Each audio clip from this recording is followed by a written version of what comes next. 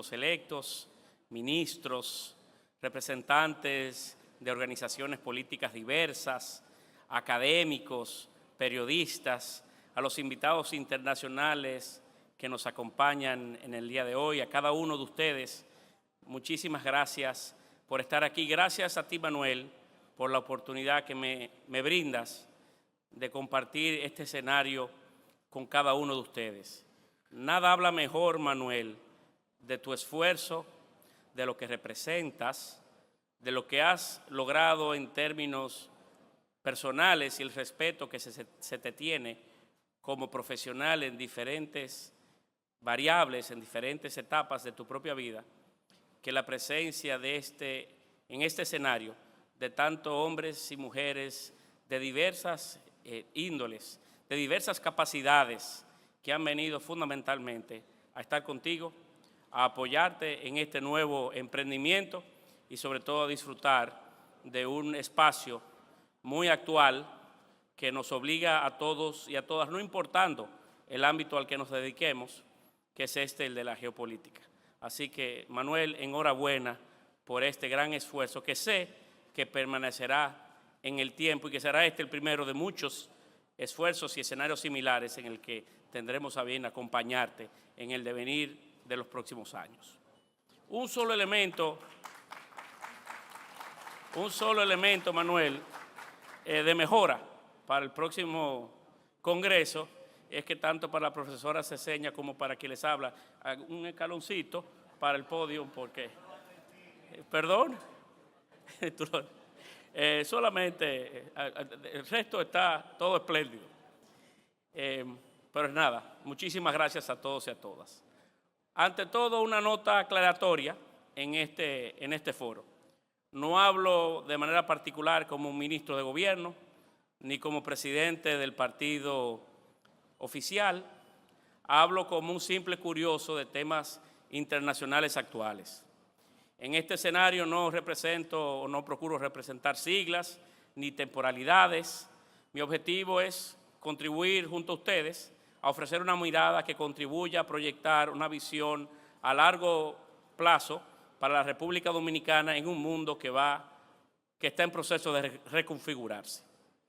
Permítame comenzar con una afirmación que, aunque pueda parecer conocida, exige ser tomada con seriedad. Más que vivir una época de cambios, pareciera que estamos atravesando un cambio de época, un cambio del orden mundial. No se trata de una simple frase retórica ni de una herramienta discursiva. En las palabras de la profesora Chan Jin-chi, ex embajadora de Singapur ante los Estados Unidos, probablemente es la primera vez que asistimos a un mundo militarmente unipolar, económicamente bipolar y políticamente multipolar. Se trata de una descripción precisa del momento histórico que define el funcionamiento del orden mundial contemporáneo. Durante varias décadas, el mundo operó bajo un conjunto relativamente estable de supuestos: apertura económica, expansión de las cadenas globales de valor, reducción de barreras comerciales y una creciente interdependencia entre países que en teoría debía generar estabilidad, y la generó. Ese modelo permitió avances significativos.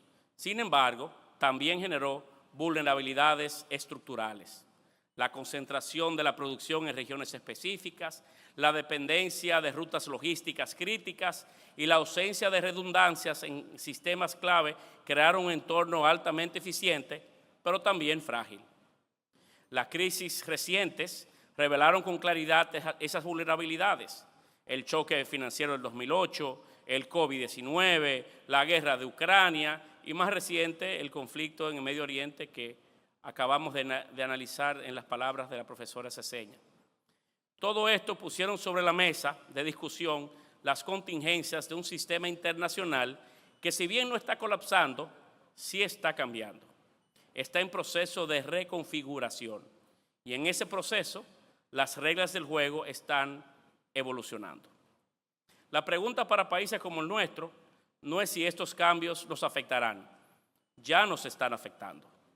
La verdadera pregunta es cómo respondemos y cómo convertimos esa incertidumbre en oportunidad, cómo maximizamos nuestra proximidad integral a los Estados Unidos. Uno de los cambios más significativos que estamos observando en la transformación del principio organizador de la economía global, durante décadas, la eficiencia fue el criterio dominante. Las empresas distribuían sus procesos productivos a nivel global con el objetivo de reducir costos y maximizar productividad. Este modelo dio lugar a cadenas de suministro altamente integradas y especializadas. Sin embargo, esa eficiencia también tenía un costo: la fragilidad. Cuando esas cadenas se vieron interrumpidas, quedó claro que estaban optimizadas para un mundo estable, no para un mundo incierto. A partir de esa experiencia, comenzó a consolidarse un nuevo principio organizador: la resiliencia. Hoy las decisiones económicas no se basan únicamente en el costo. Incorporan variables como la seguridad, la confiabilidad y la estabilidad. Las empresas buscan diversificar proveedores, acercar producción a mercados claves y reducir riesgos. Este cambio ha impulsado un proceso de regionalización productiva que están redibujando el mapa económico global. Uno de los efectos visibles de este rediseño es la intensificación de la competencia por atraer inversión extranjera. La relocalización de cadenas productivas no ocurre en el vacío. Esto implica que la competencia entre países se vuelve más exigente. No basta con ofrecer costos bajos o ubicación geográfica. Se requiere un conjunto integral de condiciones y sobre todo se requiere consistencia. Las decisiones de inversión de largo plazo se basan en expectativa de estabilidad. Esto convierte la confianza en un activo estratégico más que nunca. Para comprender plenamente las oportunidades y desafíos que enfrentamos como nación, es necesario profundizar en la economía política que está en reconfiguración global.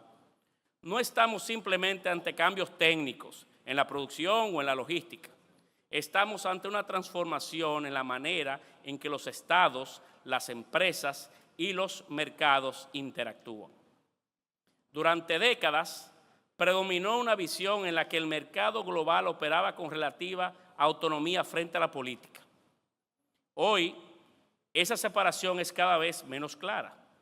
Los estados han retomado un rol activo en la orientación de la economía.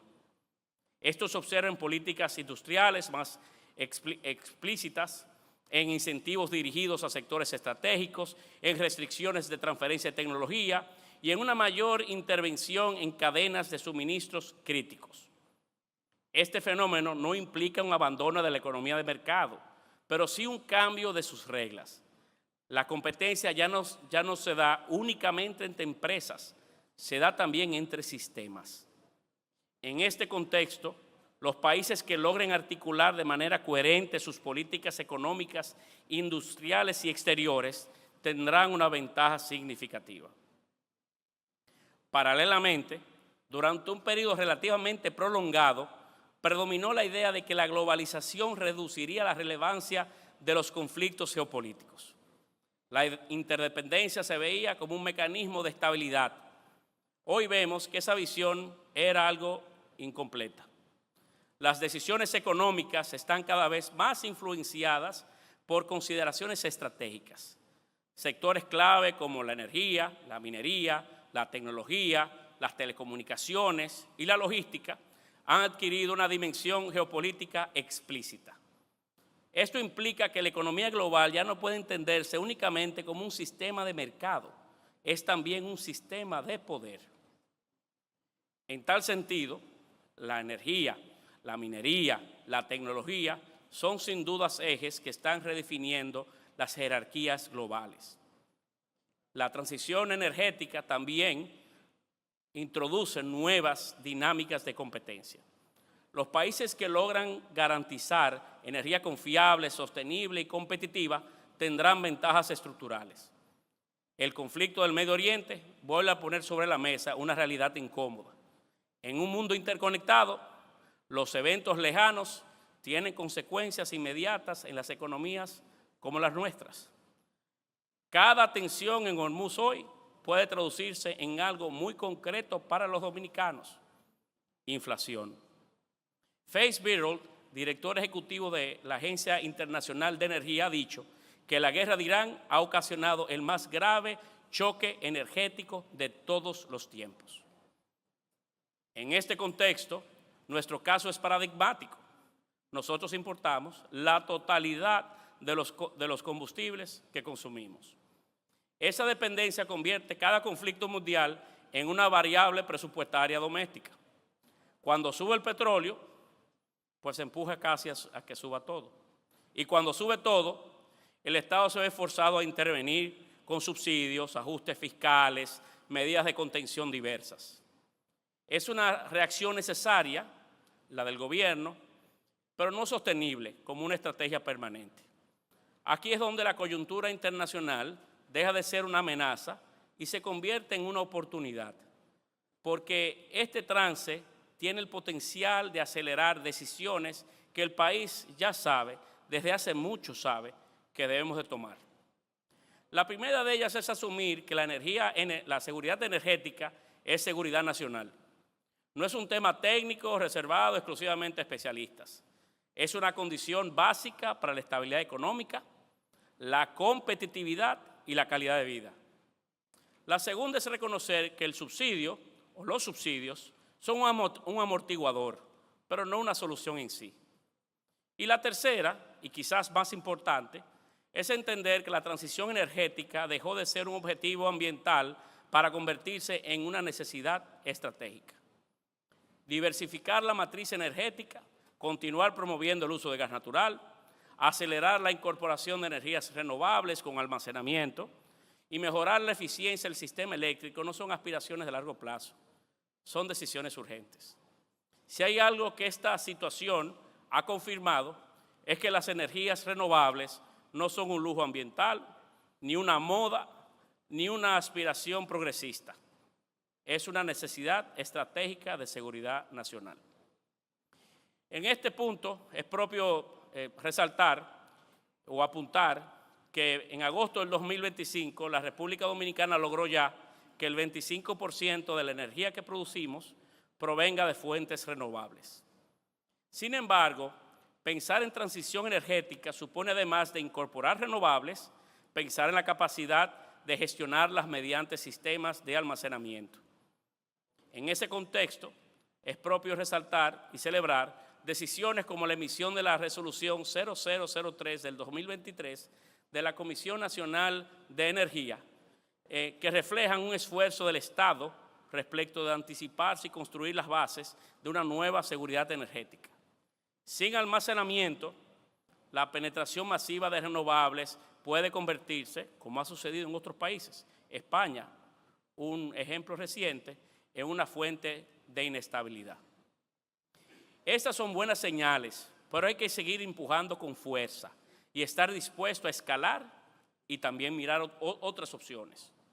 Recientemente el presidente Donald Trump, por ejemplo, prometió en Estados Unidos un renacimiento de la energía nuclear para reforzar el suministro eléctrico en línea con una demanda progresiva motivado por los centros de datos de inteligencia artificial y precisamente el choque energético derivado de los conflictos recientes en todo el mundo. La minería también se consolida como un elemento único en este cambio, pues el acceso y control de minerales estratégicos como el litio, el cobalto, las tierras raras, el cobre, determinan capacidades tecnológicas, militares y energéticas de los estados y conglomerados empresariales. Esta centralidad transforma relaciones de poder. Países con reservas abundantemente explotadas adquieren influencia geopolítica y atraen inversiones y alianzas estratégicas, mientras que naciones dependientes enfrentan presiones económicas y vulnerabilidades. Al mismo tiempo, provoca tensiones entre desarrollo económico, soberanía territorial y demandas por justicia social y sostenibilidad. El influjo de la tecnología ha provocado que las tierras raras adquieran valor estratégico. Nuestro país no figura en el mapa de las naciones relevantes en este sector, pero señores, todo apunta que esto va a cambiar. Las tierras raras tienen la capacidad de transformar cualquier economía. La nuestra será una de ellas. Estos elementos raros son esenciales para la fabricación de imanes de alta potencia, componentes electrónicos, baterías y sistemas de defensa. Actualmente, más del 80% de la producción mundial de tierras raras proviene de China.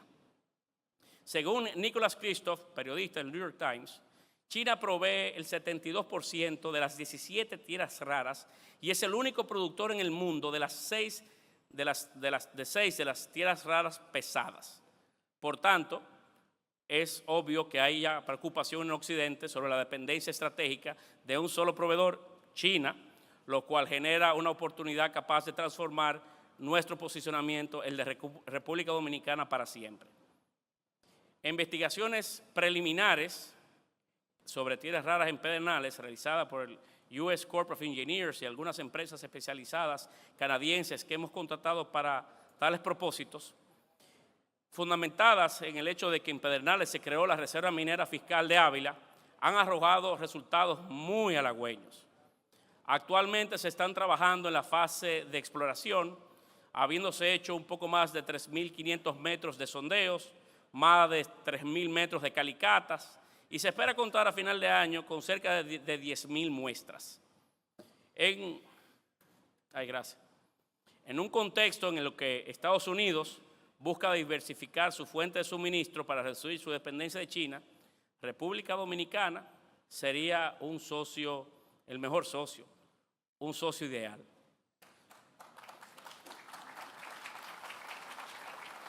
Para finales de este año, se proyecta contar con la estimación de recursos, es decir, con la evaluación de la cantidad y la calidad de los elementos de tierras raras de interés económico que tendríamos.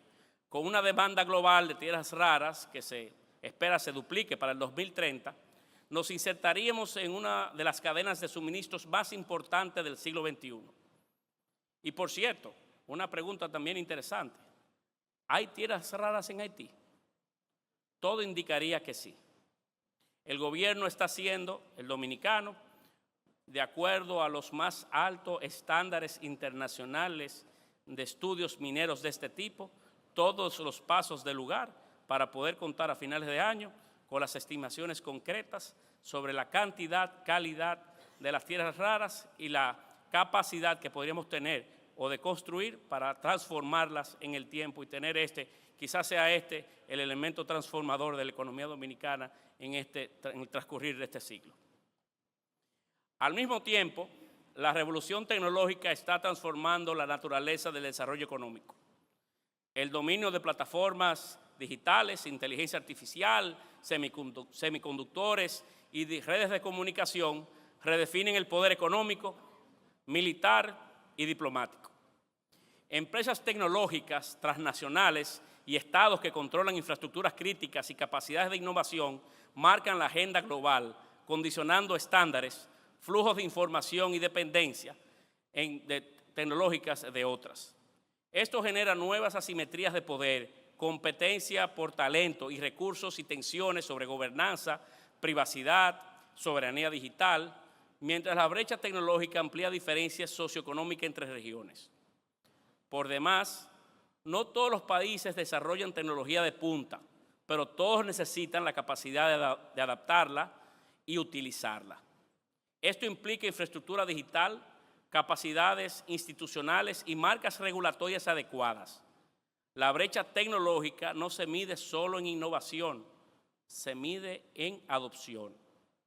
Inversiones como la de Google, recientemente anunciadas en República Dominicana, contribuyen notoriamente a sembrar las capacidades tecnológicas que necesitamos. Con la construcción de su primer puerto de intercambio digital en Latinoamérica, una sofisticada infraestructura de más de 7.000 metros cuadrados de construcción, procura albergar hasta 4 cables submarinos internacionales con conexión directa al territorio continental norteamericano. La magnitud de este proyecto, cuya inversión inicial solo en el territorio dominicano supera los $500 millones, porque la inversión es de billones de dólares, evidencia la confianza del sector privado internacional en la estabilidad, competitividad y proyección del ecosistema digital dominicano. Solo el tráfico de Google en República Dominicana en los últimos 5 años ha crecido en 523%. El puerto de intercambio digital, este puerto, ampliará la velocidad, resiliencia y confiabilidad de los servicios de Internet, almacenamiento en la nube, inteligencia artificial y plataformas digitales que dependen del tráfico internacional de datos. La consolidación de infraestructuras de conectividad de alta capacidad suele convertirse en un catalizador para atraer empresas de servicios digitales y desarrolladores tecnológicos. Iniciativas como esta colocan al país en el mapa global de la conectividad digital y fortalece su potencial para convertirse en un hub regional de servicios tecnológicos.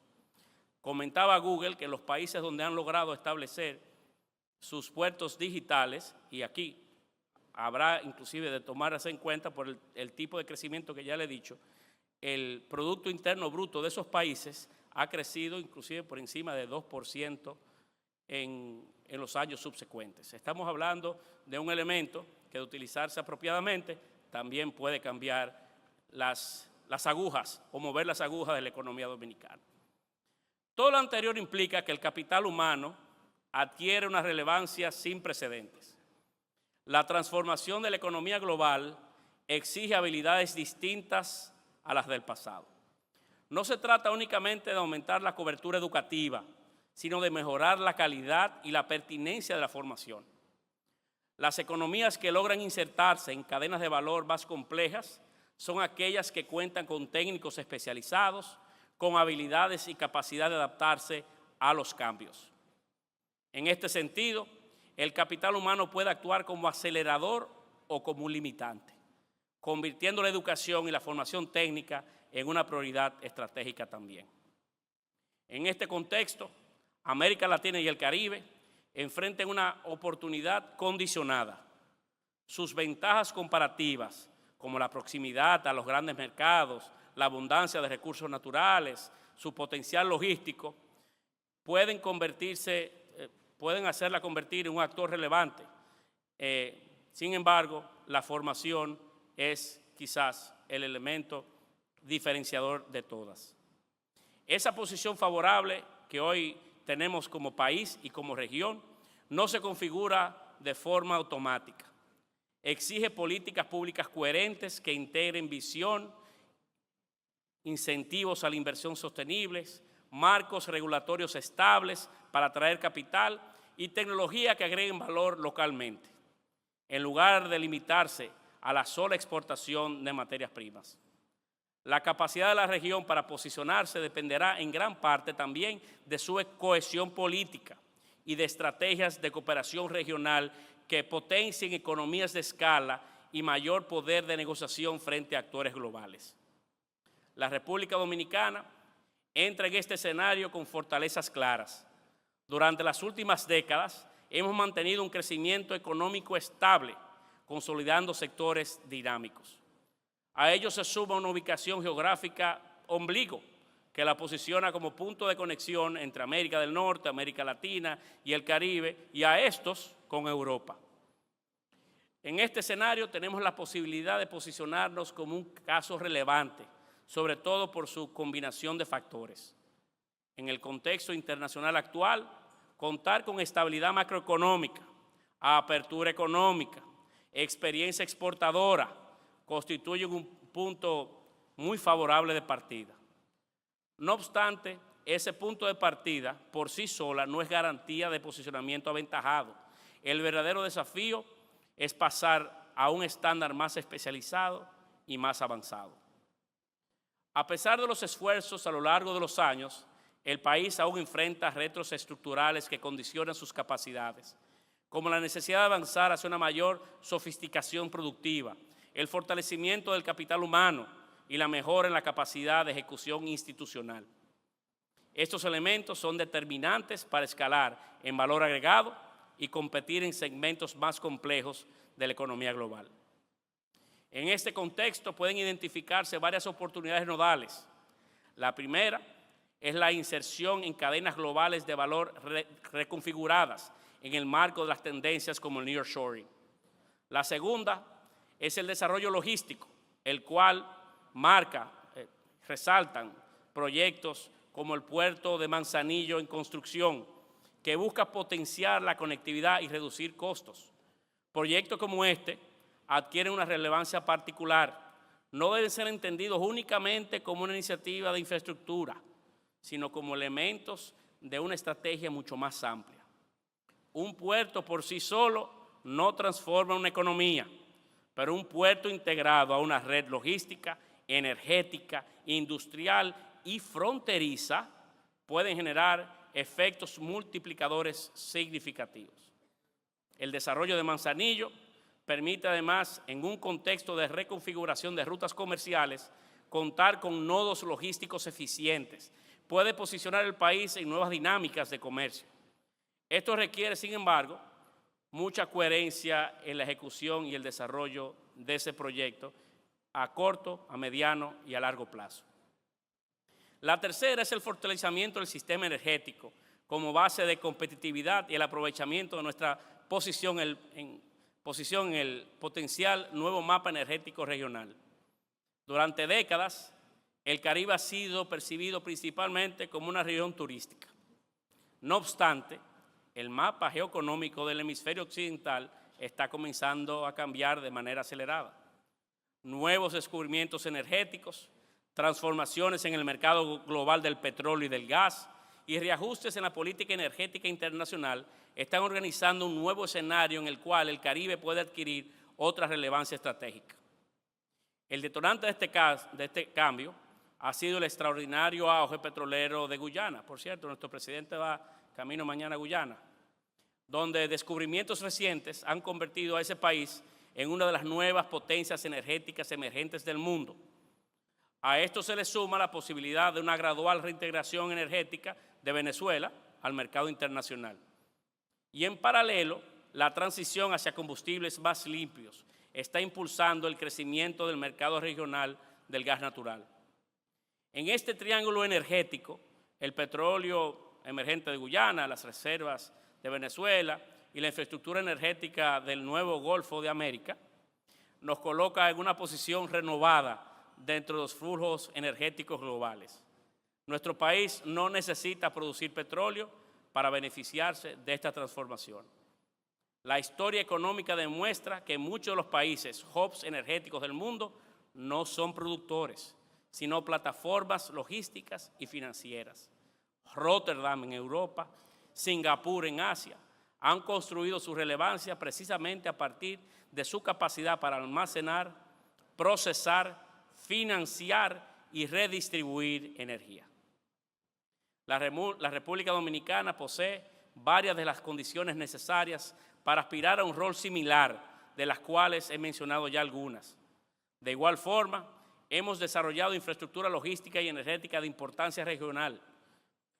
Instalaciones como el de Puerto del Caucedo, el de Jaina, así como la terminal de gas natural de AES Andrés, constituyen piezas de una infraestructura que podría evolucionar hacia un verdadero ecosistema energético y logístico. A ellos se suman proyectos en desarrollo en zonas como Manzanillo o los puentes secos fronterizos en etapa de planificación que pueden fortalecer la capacidad país. El desafío, por supuesto, consiste en transformar estas ventajas en una estrategia nacional coherente.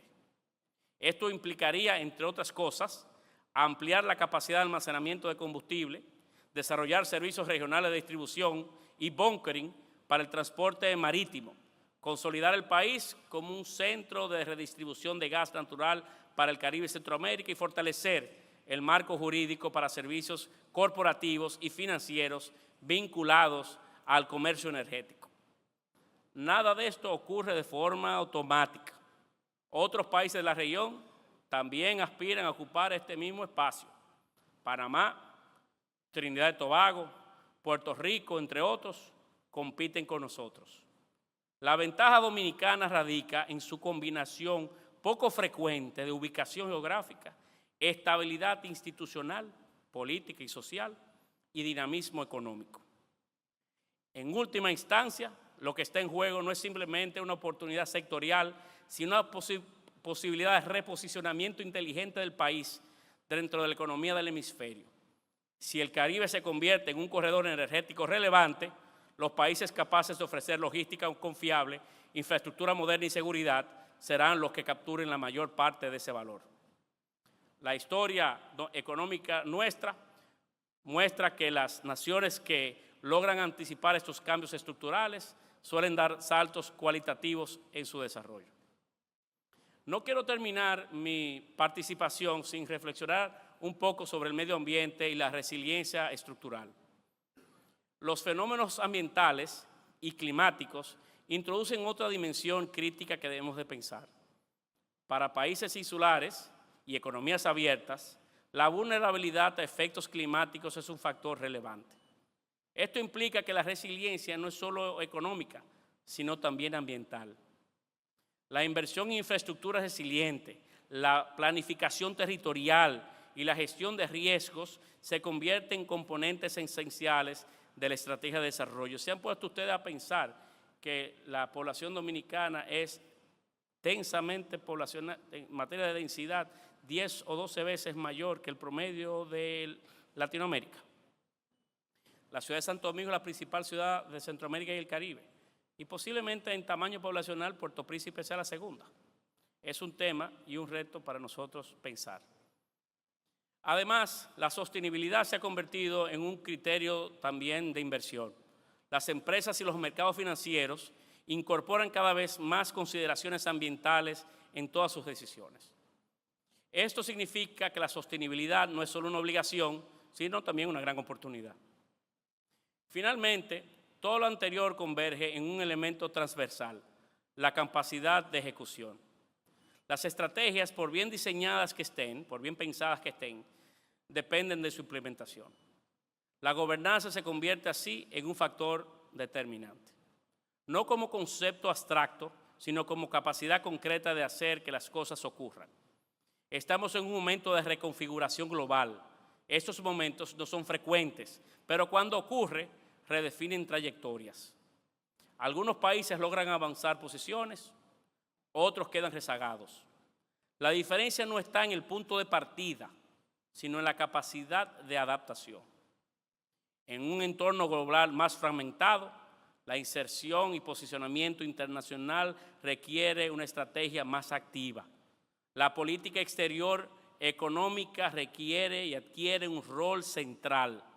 Se convierte en una herramienta para facilitar inversión, comercio y cooperación. Dos ejemplos recientes.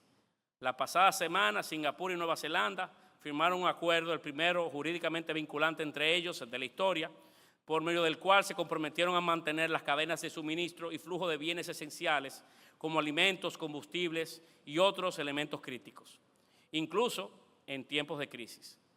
De igual manera y en la misma fecha, Australia y Japón, a propósito de la visita del primer ministro de Japón a Australia, acordaron intensificar su cooperación en materia de energía y minerales críticos. La República Dominicana tiene hoy una oportunidad real. No está garantizada, no es automática, pero sí es real. Aprovecharla dependerá de decisiones que tomemos, decisiones sobre cómo insertarnos en el mundo. El desafío es entender el cambio, es actuar frente a él. En ese proceso está en juego la capacidad de construir un modelo de desarrollo más sólido, más resiliente y más sostenible. Un modelo que permita no solo adaptarnos al mundo que viene, sino participar en él activamente, participar activamente en su reconfiguración. Porque un mundo en transformación no avanzan necesariamente los países más grandes, sino aquellos que entiendan el momento y actúen con decisión. Vivimos en un espacio y en un tiempo evidentemente interesante para nosotros y espacios para poder reflexionar sobre él, como este que ha puesto hoy Manuel Cruz a disposición de todos y de todas, son el primer paso para que de manera colectiva, más allá de los procesos y de los tiempos gubernamentales, podamos pensar en el posicionamiento de nuestro país en un mundo en proceso de cambio. Muchísimas gracias por la oportunidad que me han dado y espero que mis palabras hayan sido